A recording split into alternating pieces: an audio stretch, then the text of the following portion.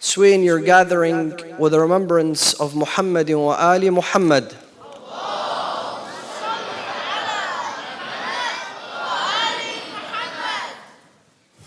As a gift to the soul of Sayyidina wa Mawlana al-Imam al-Hussein and his beloved son Ali ibn al-Hussein ibn Ali, recite the second salawat.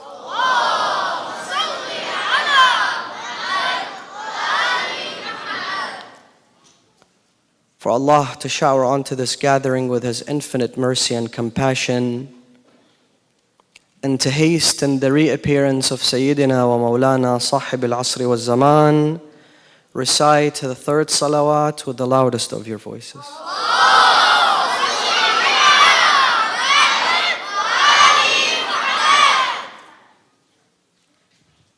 During his journey from the holy city of Mecca towards Karbala, Al-Imam al-Hussein would stop at many stations and rest areas. One day, Al-Imam al-Hussein decided that he's going to go through a detour. So people asked him, Ya Aba Abdullah, why are you going through this detour? Why is there a change in plan? Imam al-Hussein responds that I am here to meet a specific person and to have a special conversation. After they put out the tents, Imam al-Hussein sent a special messenger to a neighboring tent, to a neighboring camp. This tent belonged to a man by the name of Ubaydullah ibn al-Hurr al-Juhfi.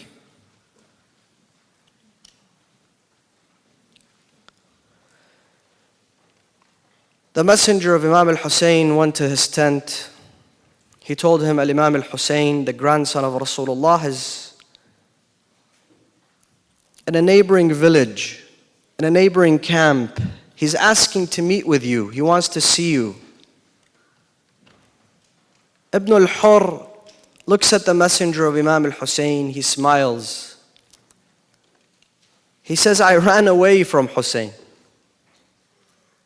I knew that Imam al-Hussein is making his way towards Iraq. So I left Kufa knowing that Imam al-Hussein was going to come there. What makes you think that I want to see him now? I know where Hussein is getting to. I know the end results of this journey of Hussein. Hussein is marching towards death. And I like my life. I love my life. I want to live. I'm not trying to die. Tell Imam al-Hussein, please, Ya ibn Rasulullah, forgive me, excuse me, but I cannot meet with you. The messenger came and he delivered the message to Imam al-Hussein. Imam al-Hussein said, no problem. He took his cousins, a few of his relatives, his brothers, and they went towards the tent of Ubaydullah ibn al-Hurr. From now on, the story is told from Ubaydullah's mouth. He's the one that tells us the story. He says, I was sitting in my tent. The tent was open. I saw Imam al-Hussein arrive. He said, when Imam al-Hussein arrived, I knew this is Hussein ibn Ali, but I saw Rasulullah. It's as if it was Rasulullah sallallahu alayhi wa sallam who has arrived at my tent. And when Imam al-Hussein disembarked from his horse and he was walking towards me, it was as if Rasulullah was walking towards my tent. His gestures, his movements, they all resembled Rasulullah.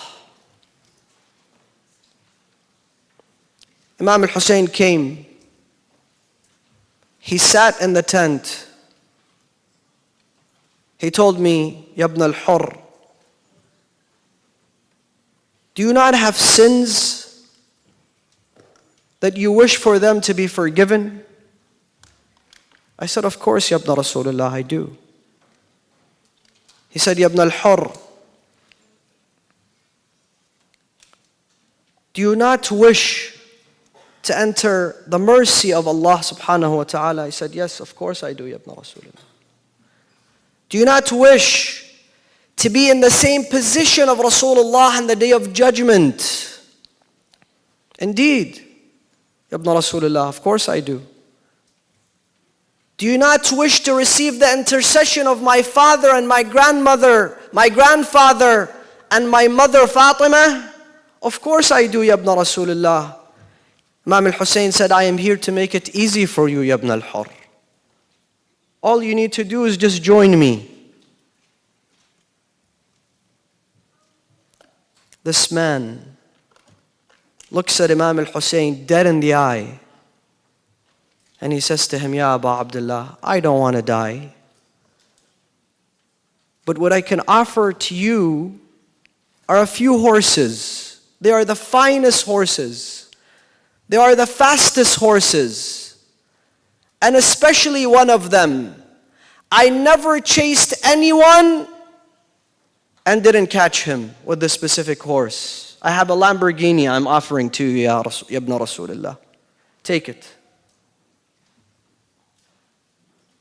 Imam al-Hussein looked at him and he said, I am not here for your horse. I came to save you. Imam al-Hussein wanted to get up and leave. Ibn al-Hurr said, I looked at him and his beard was black. He didn't have a single gray hair in his beard.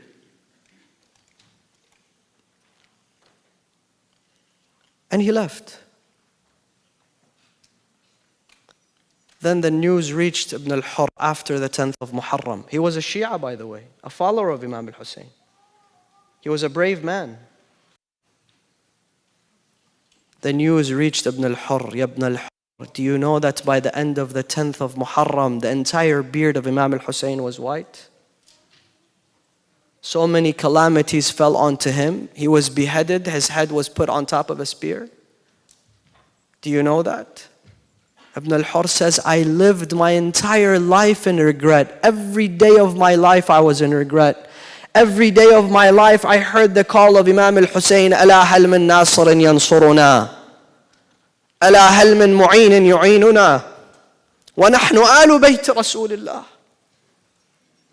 He actually gave his life for Imam al-Hussein later on. And the movements and the revolutions that occurred after the 10th of Muharram, he was amongst the leaders of those who took the vengeance of Imam al-Hussein. But he said, still, I could not sleep at night, remembering the face of Abu Abdullah al-Hussein. Brothers, sisters, my dear friends, I am here to tell you that that conversation with Imam al-Hussein and Abdullah ibn al-Hurr is a conversation that Imam al-Hussein has with all his Shia, all his followers. Just like Imam al-Hussein came to save Ubaydullah ibn al-Hurr, and he gave him a chance. Here is your chance to get your sins forgiven, to cleanse yourself, to purify yourself, to receive the to receive the intercession of Rasulullah. He's giving you the same offer. What are we going to do? Am I going to say no to Imam al-Hussein and say to him, Ya Abu Abdullah, I'll offer you a horse. Or I'll offer you $200 for your majlis. I'll sponsor a dinner. I'll wear black for you, but there is not much I can do. There is not much I can change about my life. I cannot join your camp. I'll just watch you from far. Or are we going to say no? We're going to offer what is left of our life to Allah, to Rasulullah, and to Imam al-Hussein. Whatever is left, 50 years, 60 years, 10 years, 5 years, 5 days. We pledge an oath of allegiance to you, Ya Aba Abdullah. This life, our existence, everything that we have, our children, our wealth, our time, let it belong to you. And that is the most meaningful decision that you will make in your life. And I'm also here to say that many people all across the world, some of them are the Shia of Imam al-Hussein. They believe they do not belong in those majalis. They don't belong here. Why? Because they lead a life of sin. I have committed so many sins. People know me. How can I ever come and sit in a majlis and cry for Imam al-Hussein? Or if I come and I attend the majlis of Imam al-Hussein, how can I be a volunteer? How can I be a servant of Imam al-Hussein? How can I ever be a Husseini? And let me tell you this. This is the best place for you to cleanse yourself. The house of Imam al-Hussein. This is the best place for every human being to seek purification and nearness to Allah. To feel the divine existence of Allah. To create a relationship, a bond with the divine. To enjoy a relationship with your Creator. This is the place.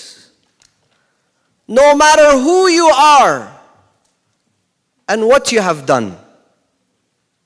I don't care what you've done. This is the place for you. This is the door of rahmah of Allah subhanahu wa ta'ala. And I want to pause here for a moment.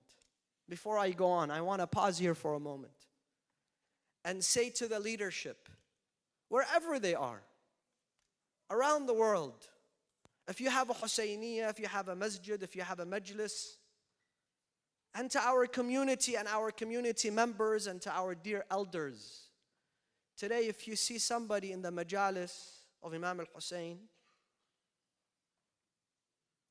who leads a life of sin, and now they're wearing black, they've come to the majlis of Aba Abdullah, do not stand in their way.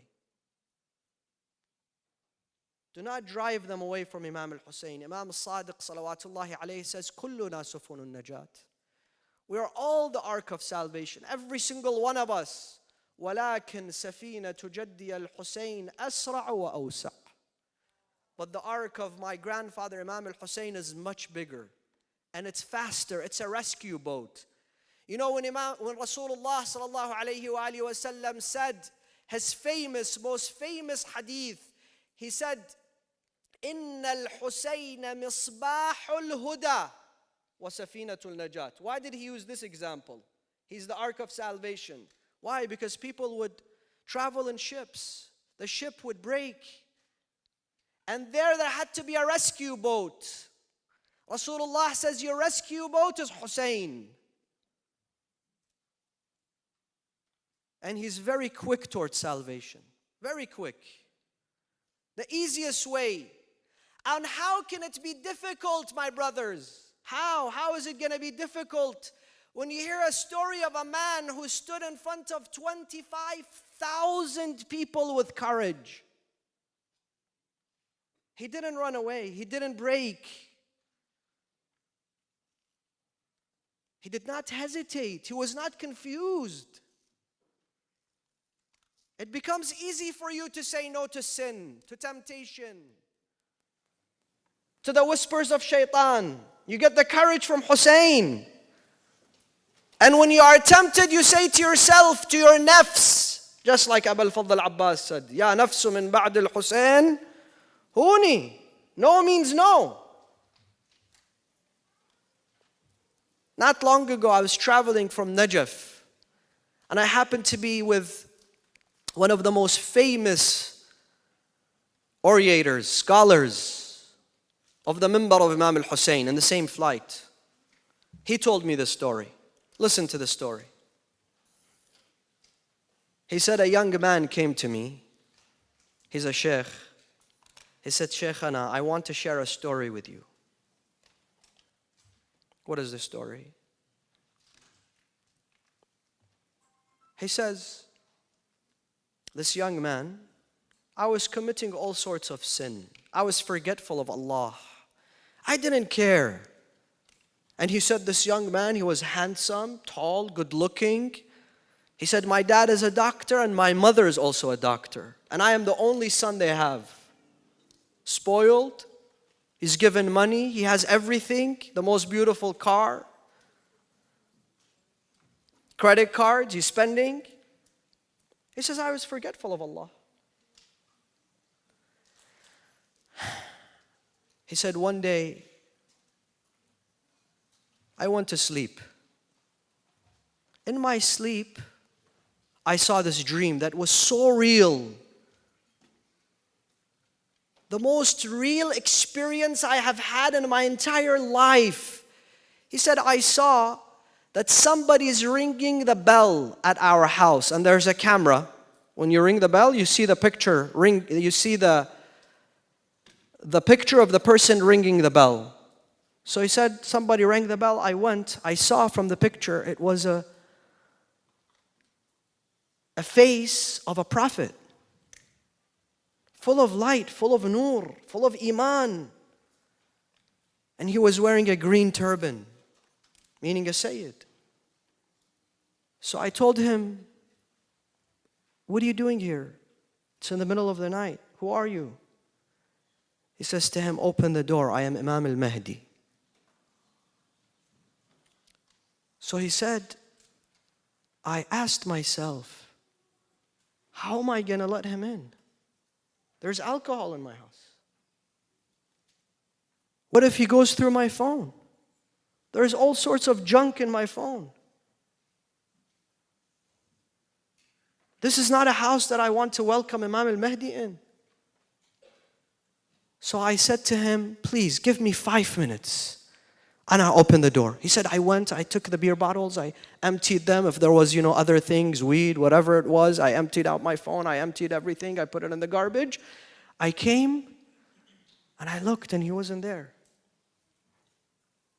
He said, I ran out. I ran out. And he was walking. I was running, he was walking, but I could not catch him. I kept calling him, my Imam, please stop. He looked back at me and he said, do you know how many homes I have knocked the door today?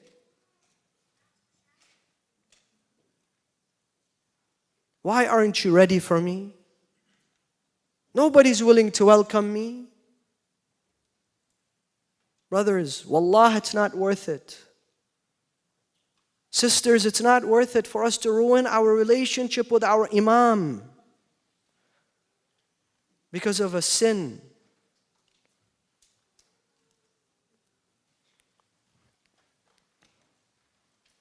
And today, you brothers and sisters, you are here. Tell him, tell your Imam, tell him, please help me. I see some of you wiping your tears. This is good. This is good for us to cry. This is a good sign. Ask your Imam to help you, to guide you, to save you from sin. There were many people, many people who claimed to be the followers of Ahlul Bayt, to be Shia, to be the lovers of Imam al-Hussein. And they were in the thousands. At the break of the 10th night, the eve of the 10th, Imam al-Hussein, you all know this, he turned off the candles. And he told them, please, those people are here for me. I've removed my oath of allegiance from you. If you want to leave, leave. Tomorrow, every single one of you will be killed. The number dropped to 72. 72 people. The greatest quality in those 72 people was iman and faith, tawbah, taqwa.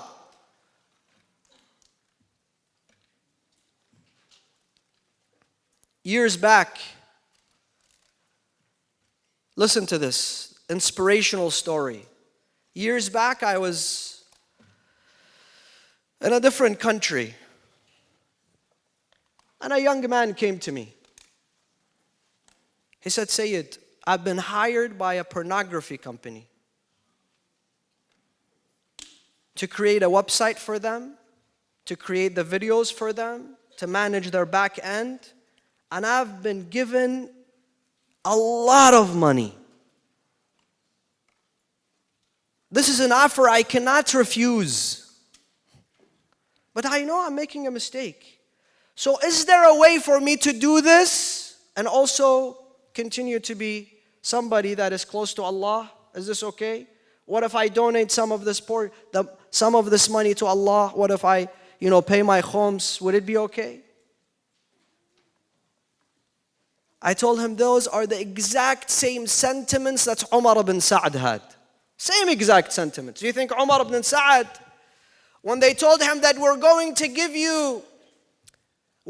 make you the governor of Ray, Tehran, Iran, so much wealth, so much money. Obviously, he was also thinking the same thing. I'm going to give some of it in charity. After I kill Imam al-Hussein, I'm going to go to Hajj and repent. It's all going to be okay. I'm going to enjoy the rest of my life. It's fine. We'll get over it. I'll find a way to amend my relationship with God.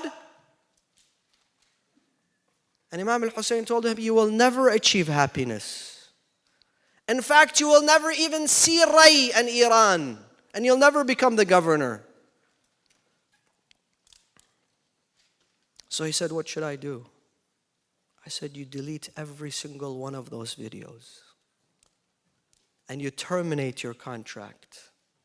He said, how? But it's difficult. I said, every time you delete a video, you say, Ya Hussein. And it will become easy. Imam al-Hussein will aid you.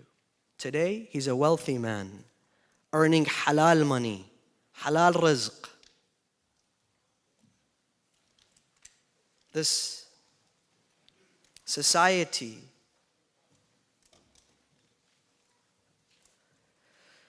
and unfortunately, one way for sin to crawl into our life, brothers and sisters, is through music.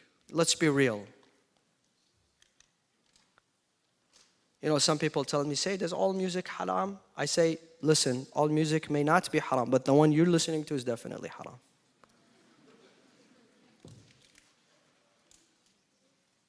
And we watch those music videos, and everybody suddenly wants to be a player.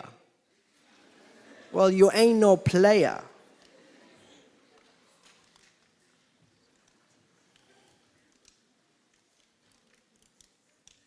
Oh, I want to spit my game. You don't need to spit on nothing. If anything, you're spitting on your own dignity, on your own honor, on your relationship with Allah subhanahu wa ta'ala.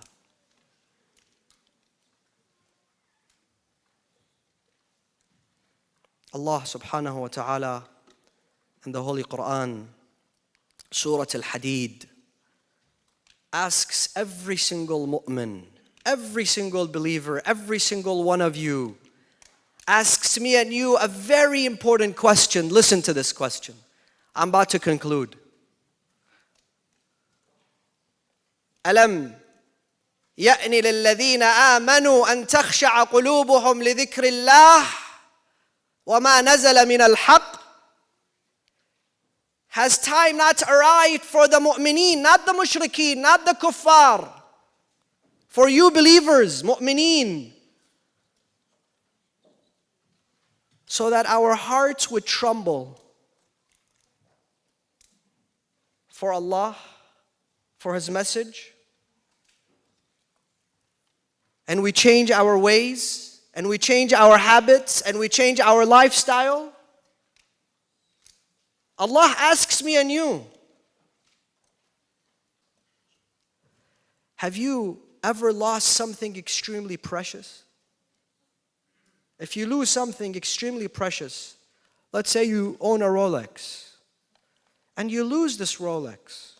You've given a lot of money, you paid a lot of money, and you've lost it. Are you just going to say, well, who cares? It's just a Rolex. I'm not going to look for it. It's no big deal. No, you're going to look everywhere for it. You're never going to stop looking for it. Some of us have lost ourselves. Some of us have lost our nafs. Some of us have lost the most precious thing in our life, and that is our relationship with Allah subhanahu wa ta'ala. It is time to look for it. And the best place to amend the relationship with Allah, to return to Allah, is the house of Imam al-Hussein. The majalis of Imam al-Hussein. Places that belong to Imam al-Hussein. You've seen, sometimes we see a flag, and on the flag it says, Ya Hussein. We kiss the flag. We create a bond with this flag. Why? Because it only carries the name of Imam al-Hussein.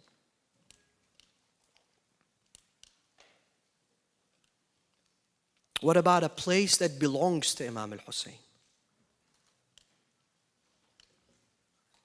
Many of us, we cannot go to ziyarah every week. We cannot end up in Karbala every single day. But I tell you, if you want to do tawbah, go and do ghusl al-tawbah at home and come here, the house of Imam al-Hussein. Do 2 rak'ah of salah. Say, Allah help me. This is the house of Hussein. I ask you in the name of Imam al-Hussein. Aid me. And Allah will help you. I started with the story of Abdullah Ubaidullah ibn al-Hurr al-Juhfi. Imam al-Hussein says to him, join me, aid me. And he said, when I didn't, I lived a life of regret.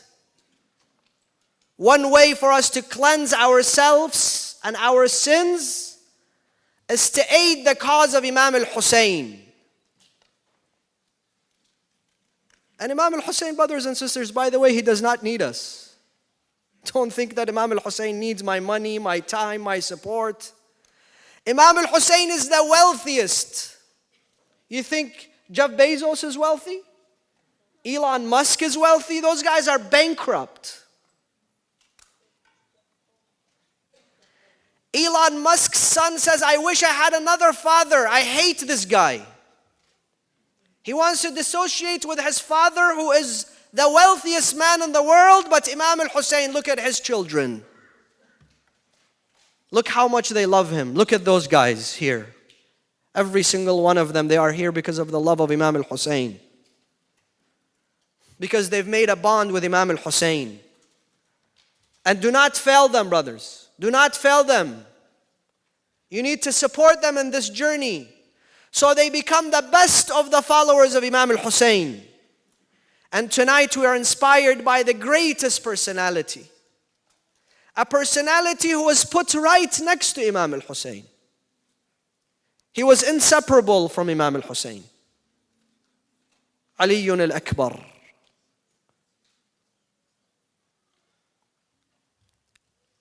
Imam Zainul Abidin put all the ashab in one side. He put Habib ibn Madahir where? Close to Imam al-Hussein. He put Abu al-Fadl Abbas on another direction, but he put Aliyun al-Akbar right next to his father, Abu Abdullah al-Hussein. Why? Because traditions tell us when Imam al-Hussein said to everybody, I want you to leave. You are free to go.